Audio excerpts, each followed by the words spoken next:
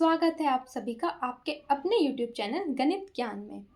So this is my first video on my YouTube channel. My name is Monika Arora and I am here to teach you everything about mathematics. I don't know mathematics is tough और not, but definitely no it is a very interesting subject. That's why I created this channel. This channel is dedicated to making maths easy and interesting. सो इस channel के through मैं आपको एक content based learning करवाने वाली हूँ, जहाँ पर मैं हर एक टॉपिक को बेसिक से लेके एडवांस लेवल तक हर टाइप के क्वेश्चन आपको यहाँ पे सॉल्व करवाऊंगी. तो बने रहिए वीडियो में मेरे साथ. चलिए स्टार्ट करते हैं आज का अपना पहला topic. So let's get start with me. चलिए स्टार्ट करते हैं आज के हमारे पहले टॉपिक से, जो कि होने वाला है menstruation.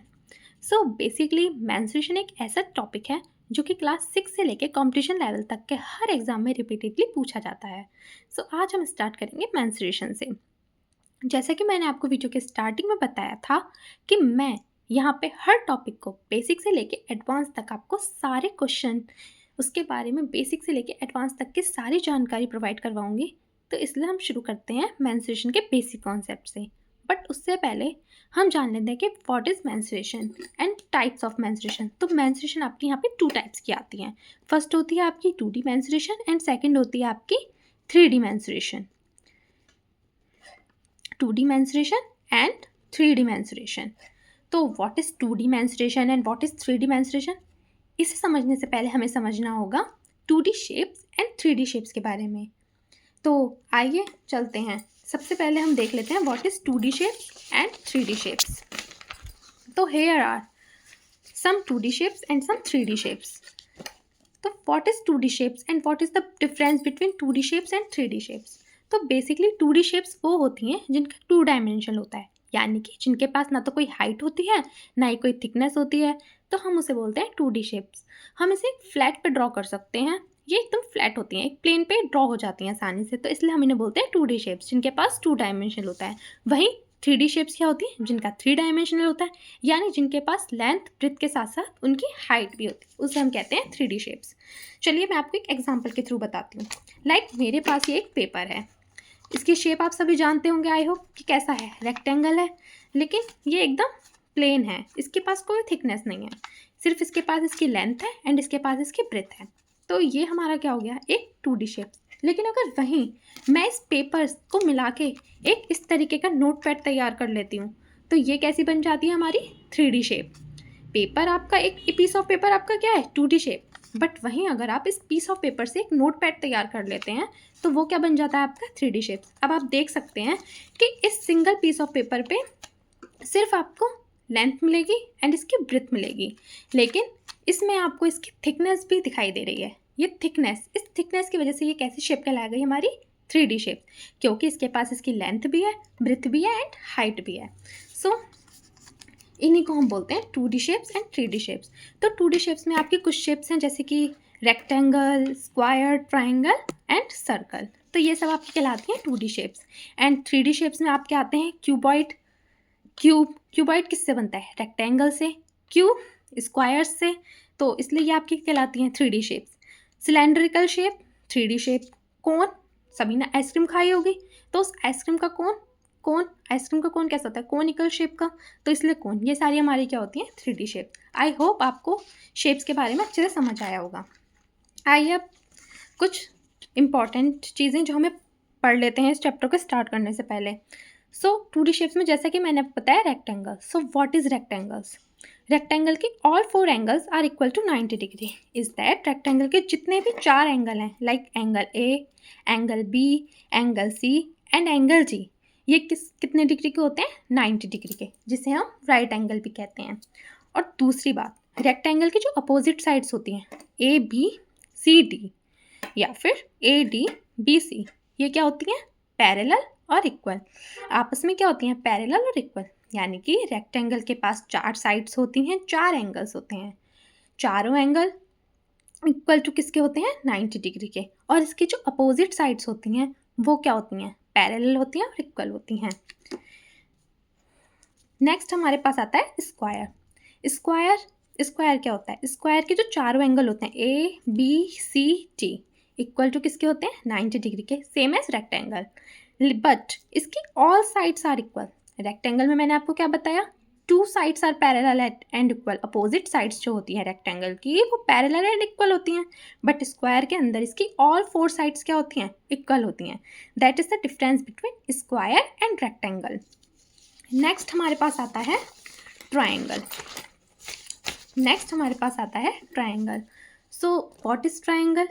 A two dimensional shape with 3 sides and 3 vertices. जो ट्राइंगल होता है वो 3 साइड्स एंड 3 वर्टिसेस। ट्राइंगल के पास 3 साइड्स होती हैं और 3 ही वर्टिसेस होती हैं। तो 3 साइड्स कौन कौन सी होती हैं? ए सी, ए बी, बी सी। ये ट्राइंगल की क्या है? 3 साइड्स हैं, तो इसलिए हम इसे क्या बोलते हैं? ट्राइंगल। 4 साइड्स वाले को क्वाड्रिलेटरल्स। क्या बोलते हैं? क्वाड्रिलेटरल्स, जिसमें आपके rectangle, square, trapezium, rhombus, parallelogram, ये सब आपके किस में आते हैं? क्वाड्रिलेटरल्स में। एंड जिसकी 3 साइड्स होती हैं वो क्या होते हैं? ट्राइंगल्स। ट्राइंगल्स के कुछ टाइप्स भी होते हैं जो हम वीडियो में आगे डिस्कस करेंगे। नेक्स्ट हमारा आता है circle. So what is circle? A shape with a single curved line where all points on the circumference are equidistant from the center.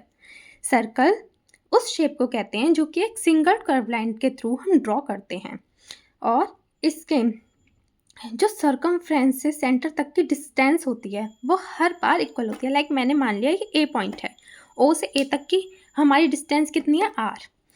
मान लीजिए ये पॉइंट बी है, अगर मैं ओ से इस बी को जॉइंट करूं तो ये भी हमारी क्या रहेगी? आर। सेम मान लीजिए ये पॉइंट सी है, अगर मैं सी से इसको जॉइंट करूं तो ये भी क्या रहेगी? आर। यानी कि हर बार ये डिस्टेंस क्या रहेगी? सेम रहेगी। तो हम ओ से ए, ओ ए बराबर आपका क्या है? आर। तो इस आर को हम बोलते हैं रेडियस। क्या बोलते हैं? रेडियस। और जो ओ है सर्कल में, ओ क्या है? सर्कल का centre. O is centre and R is equal to radius. I hope आपको इतना समझ आ गया होगा। चलिए अब बात करते हैं 2D मेंसुरेशन के बेसिक कॉन्सेप्ट की। तो व्हाट इज 2D मेंसुरेशन? हम यहाँ पे इसके बेसिक कॉन्सेप्ट में we learn about parameter and area of some basic shapes. जो कि शेप्स मैंने आपको बताई 2D शेप्स, उसी का हम पैरामीटर एंड एरिया के बारे में 2D मेंसुरेशन के अंदर डिस्कस करते हैं। तो आइए जानते हैं what is parameter. So what is parameter? जैसे कि मैंने यहाँ पे ऑलरेडी इसकी डेफिनेशन लिख रखी है, the total distance around the outside of a shape. Parameter क्या होता है? लाइक आपके पास ये एक शेप है रेक्टेंगल की, ठीक है। मैंने यहाँ पे एक रेक्टेंगल ड्रॉ कर दिया ए बी सी डी। तो इस रेक्टेंगल की जो चारों साइड की बाउंड्री है, ये हमारा क्या कहलाएगा? ये पैरामीटर कहलाएगा। इस रेक्टेंगल के चारों साइड की बाउंड्री हमारी क्या कहलाएगी? Parameter. The total distance around the outside of a shape. इस शेप के आउटसाइड का जितना भी हमारा डिस्टेंस है वो हमारा क्या कहलाता है? पैरामीटर। आई होप आपको समझ आ गया होगा।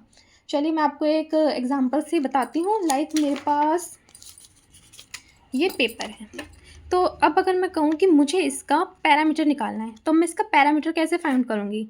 मुझे बस ये देखना है कि ये बाउंड्री कितनी है इसके पास, इसकी जो ये अराउंड इसके जो डिस्टेंस है वो क्या है। तो मैं इससे इसका क्या फाइंड कर लूँगी? पैरामीटर फाइंड कर लूँगी। अब इसकी डिस्टेंस निकालने के लिए मुझे क्या करना होगा? पहले मुझे इस पॉइंट से इस पॉइंट की डिस्टेंस पता होनी चाहिए, फिर इस पॉइंट से इस पॉइंट की, देन इससे इसकी, एंड इस पॉइंट से इस पॉइंट की।